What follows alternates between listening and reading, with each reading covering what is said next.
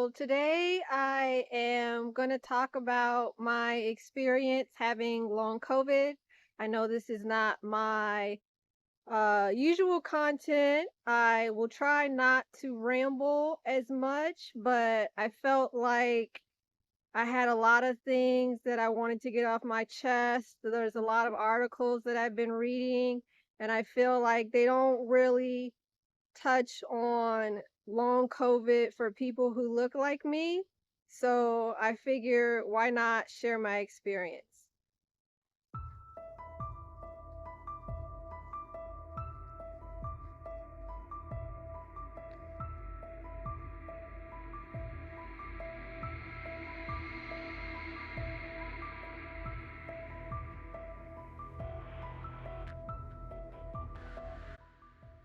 Okay, so um November, mid-November, about a week before Thanksgiving, that is when I landed in Seoul, South Korea.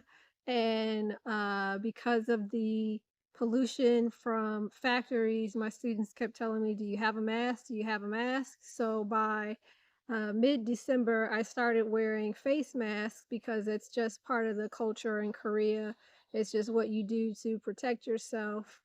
And then after the New Year holiday, I was watching the news, and that was the first time I remember hearing about COVID-19. I remember ABC News reporters were in Wuhan and different parts of China, and they were talking about the Chinese government's response. And then there were COVID cases that were spotted in South Korea, but my students at the time were like, "Oh, not to worry." They mentioned the SARS outbreak that had happened in China years ago, and they were like, "This is just a Chinese problem. This is nothing to worry about." And I foolishly believed it. And so February, late January, early February, I went to Vietnam, came back, and everything was different. My plane landed in Seoul. I was able to get a cab home, but Seoul is a city with 10 million people, and the streets were empty. When I went to work that Monday, the trains were empty, and I went to work, and our lobby that was normally full of students was completely empty. And that was when I realized that COVID-19 was really going to have an effect on my life. I remember I called my parents. I was just like, "I don't have students. No students equals no money. What am I going to do?" My parents were like, "Stick it out. Don't panic. Just kind of see how it pans out." And so then I was like, "Okay." And then I remember COVID spread to Italy and Spain, and I could see people in those countries kissing each other still on the cheek. And it was like, "Don't you know what COVID-19 does?" And then I was just like, "Well, America will be able to handle it. If it comes to America, they'll take care of it with no problem."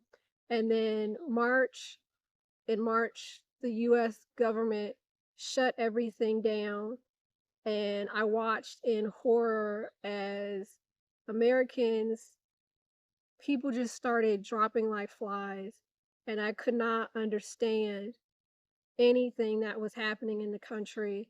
I was so fearful for my family. I was so fearful for my friends, and all of the misinformation, all of the propaganda.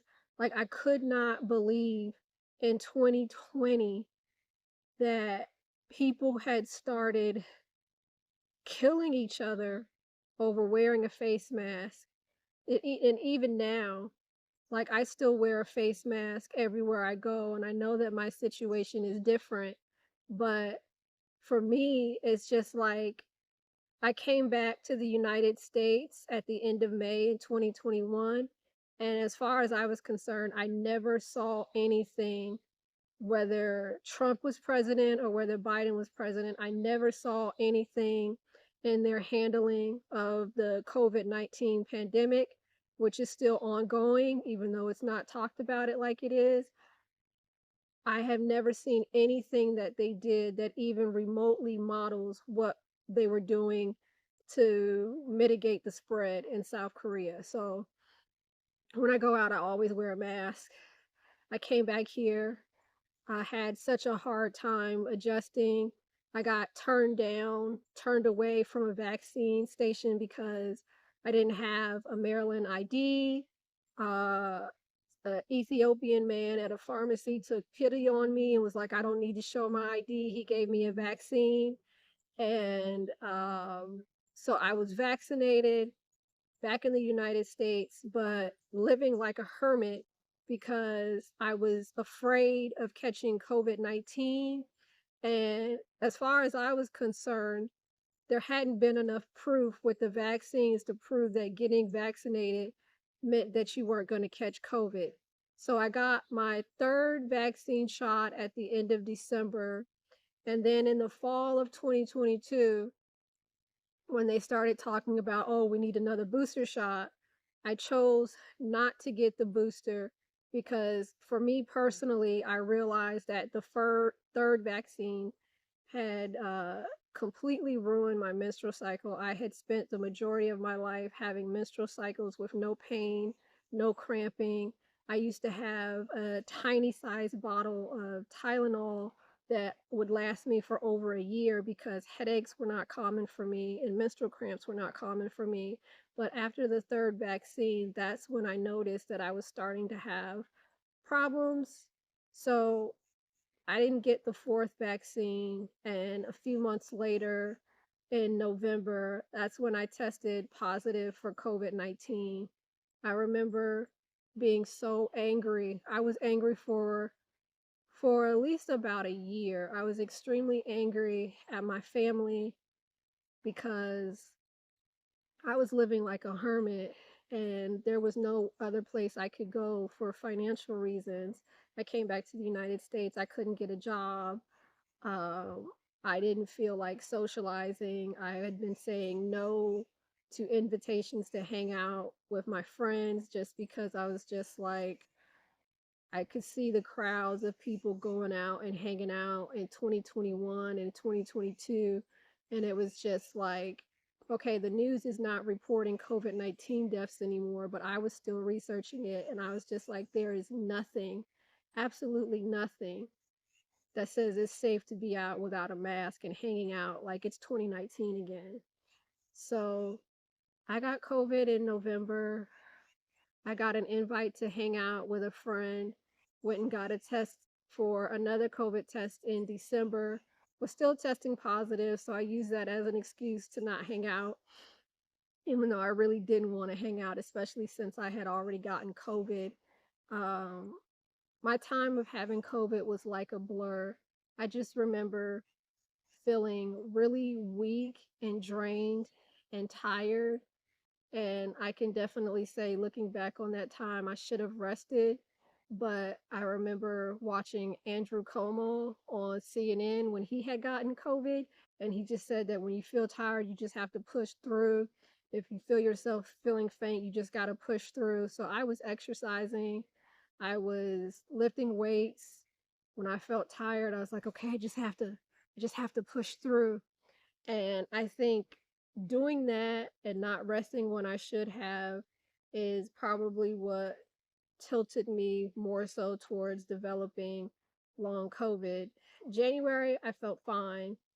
And then mid February, I got up early in the morning. I was really excited because I had already published my cookbook online. And I was like, okay, gonna work on getting it published on other platforms, which is a process.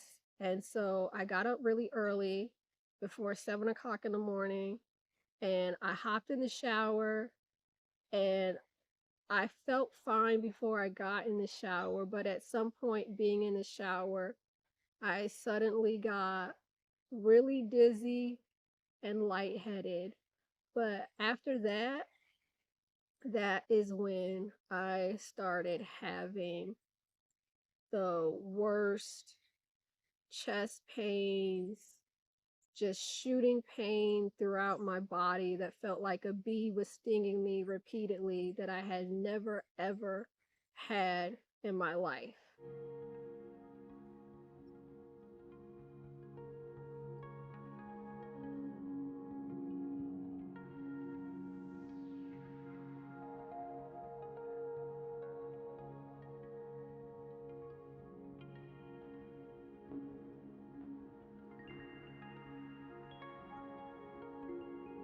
My long COVID symptoms are like a foreign spice blend that I've never tasted before. There are some days where I only experience a handful of symptoms, other times maybe two or three, or just one. And then there are times where I feel absolutely nothing, almost as if I'm healed and a normal person. But then something happens so bad that it causes me to seek medical attention. Long COVID feels like you're almost healed from the flu, like 70 to 75%. And sometimes it feels like you ate too much food, hopped on a carny ride, and now you feel nauseous, but you don't throw up. On the worst days, it feels like an invisible force is preventing you from moving and your insides hurt.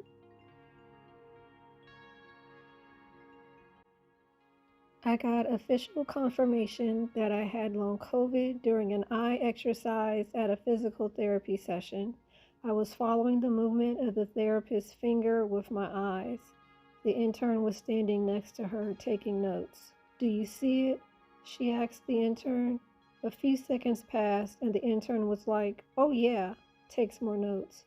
"See what?" I said, having never asked questions about anything I had been told to do before.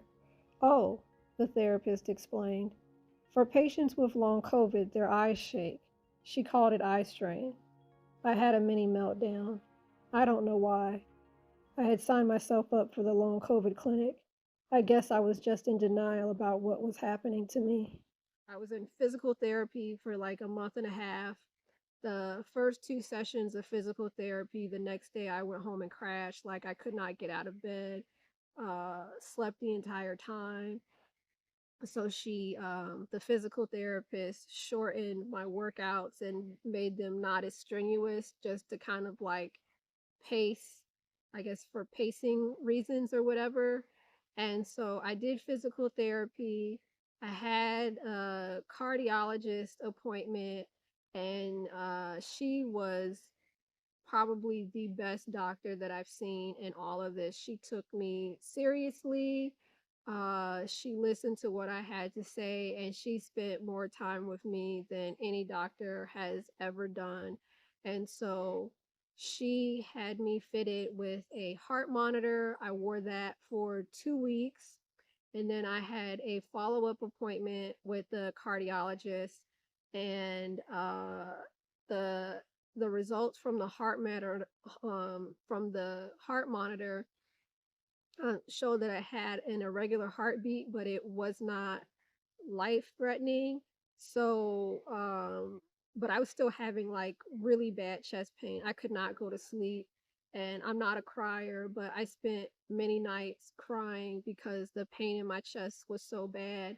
If I could describe it, I would say it felt like a metal pole was shot through my heart, and somebody was hitting that metal pole with a metal bat, and it was just like extreme pain, like pain that I never ever felt before in my life. And I was having this chest pain every night around 2 to 4 or 5 o'clock in the morning. And it's like to be exhausted and tired and want to go to sleep, but then have this shooting pain whenever I would like try to lay down. It was just, it was horrible. So she scheduled an echocardiogram for the end of the month. And so I'm just going through the motions. I'm going through my other doctor's appointments. My primary care provider was not connected to the medical group that was doing the long COVID clinic. So she wanted me to come in and do her own blood test. That revealed a whole bunch of health issues. she told me that my iron levels were so low, I had no reserves, and that I was at risk of stroke. So she said, either you can get injections or you can start taking iron pills. Iron pills make me sick, but I don't want to die or become partially paralyzed from a stroke. So it's like, okay, I got to do what I got to do. I guess I got to start taking iron.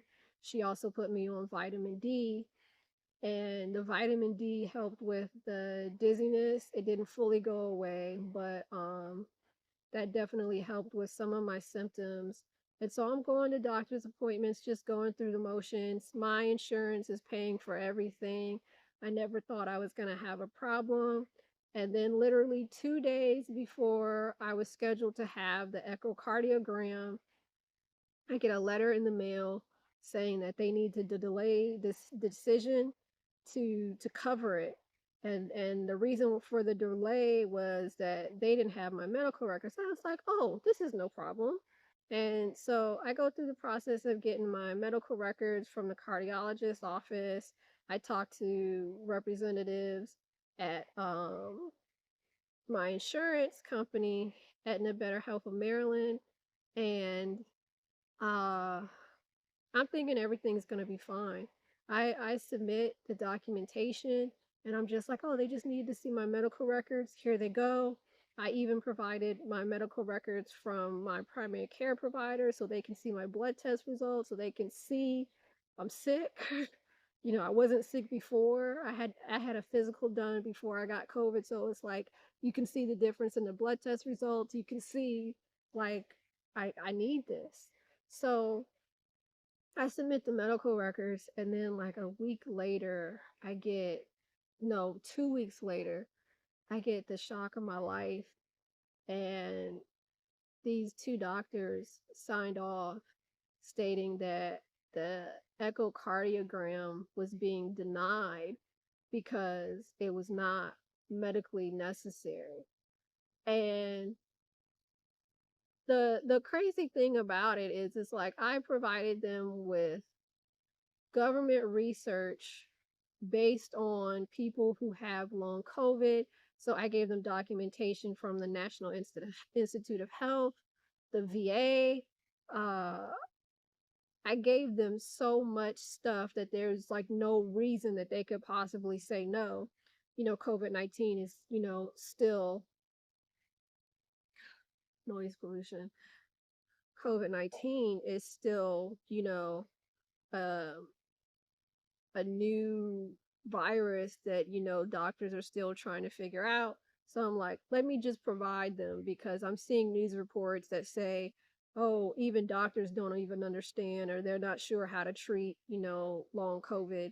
So I give them everything, and then the response was not medically necessary, even though I found documentation from the NIH that specifically listed echocardiograms as a course of treatment. And so it's 2025 now, but this happened to me in the summer of 2023. United Healthcare is not the only health insurance provider that has used the tactic of delay, deny, defend. Aetna Better Health of Maryland has provided Medicaid services to Maryland residents since 2016. After receiving a final denial letter from Aetna in July of 2023, I filed for a fair hearing administered by the Maryland Department of Health. A remote hearing was held in November 2023. I received the ruling in December 2023, but Aetna's decision was upheld. The judge who presided over the case stated that I did not provide enough evidence, even though the defense witness, an Aetna employee, admitted under oath that no one spoke to my cardiologist until after I filed for a hearing. This is a violation of the Affordable Care Act. I filed an appeal in December. The case was canceled and rescheduled twice, with a remote hearing that took place in February 2025. I am still awaiting the judge's decision. Here I am standing outside of a medical facility getting ready to do a stomach emptying study. I was kind of excited and surprised that my insurance company did not cancel this study since they have canceled so many different procedures that physicians have ordered. I had to bring my own gluten-free bread, and they toasted it for you and they provide the eggs. I was a little anxious about eating it because you didn't see it prepared, but you got to do what you got to do.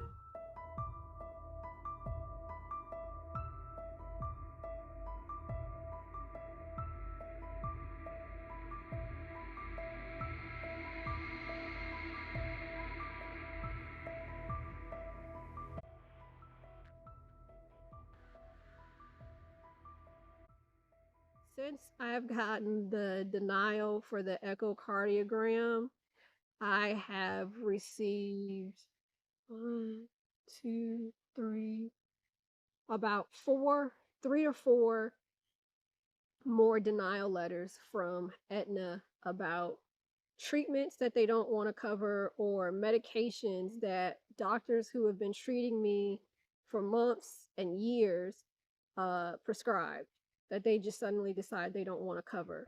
So,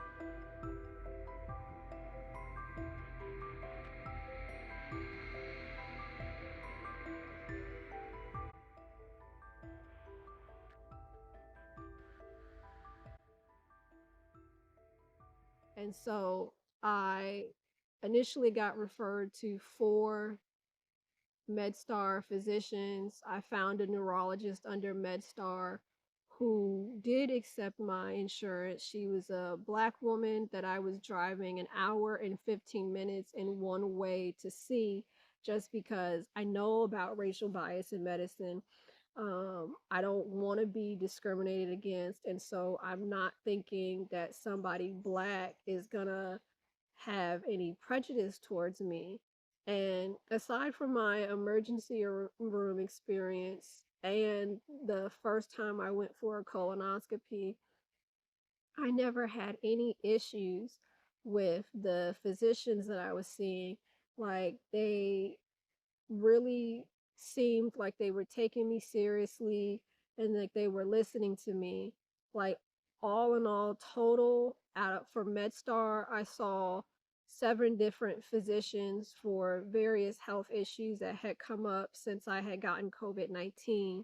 And three out of those seven doctors chose to write craziness, absolute craziness in my file. And I wasted a year seeing these physicians.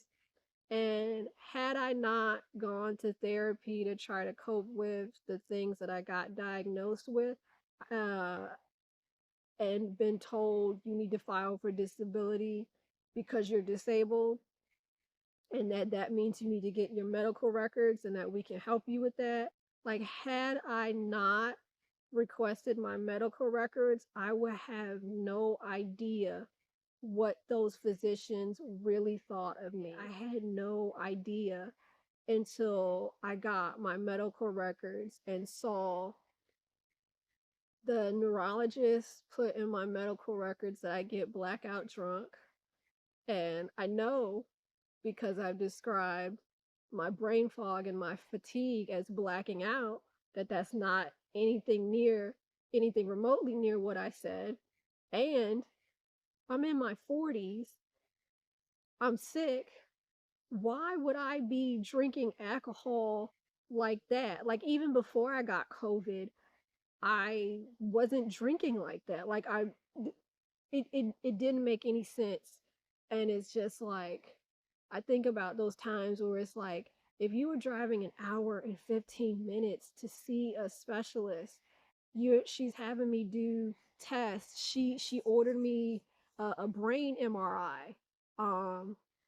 Suddenly I'm just like, okay, did she lie about the brain MRI? Did she lie when she said I didn't have dementia? Because it's like I had issues with like recalling the names of people that I know, people that I met in person, just thinking about something.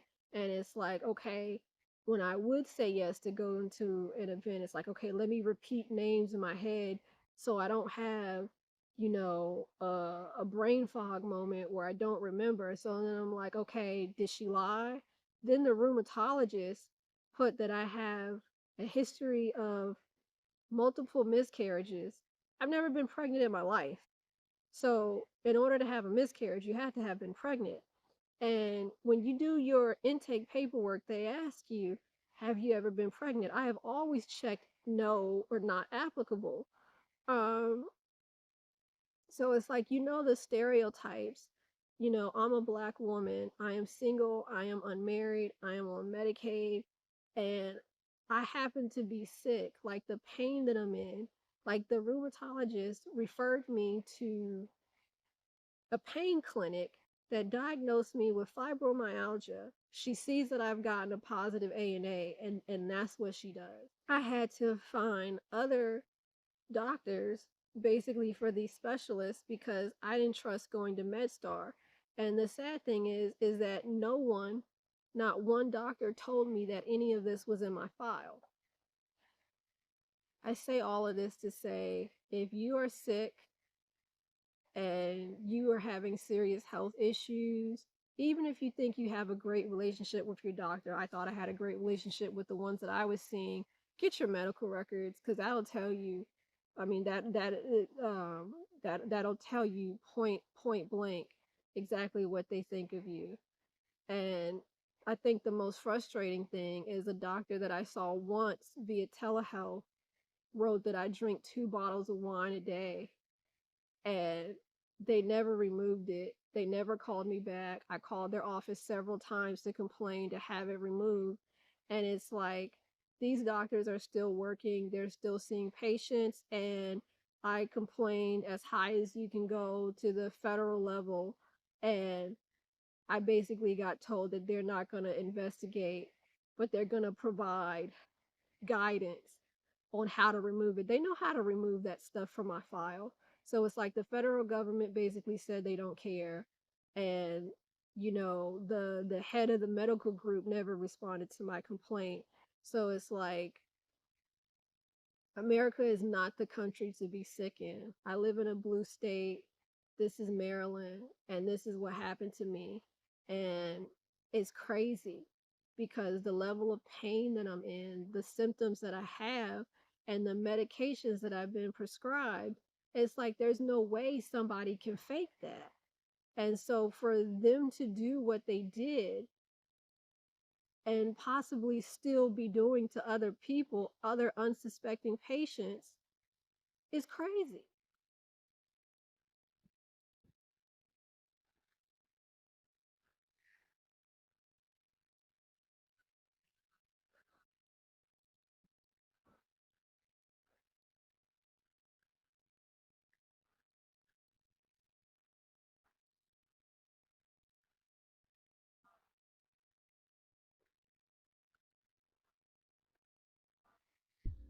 Here I am again at another doctor's appointment. I've had at least 2 doctor's appointments per month since March of 2023. And so I always think about that Denzel line, I'm leaving here with something, but I never take any gloves. I've yet to take any gloves while I'm waiting for the doctor. So since the weather has been nice, I decided to treat myself for a walk. I kind of overdid it, but I'm thankful that I was able to get out. My body hurt a lot the next day, but overall, I guess all I can say is that I'm gonna keep going, I'm gonna keep trying, and even though there's no cure yet for long COVID, I can't give up hope. So this is my story. This is my experience. Thanks for watching.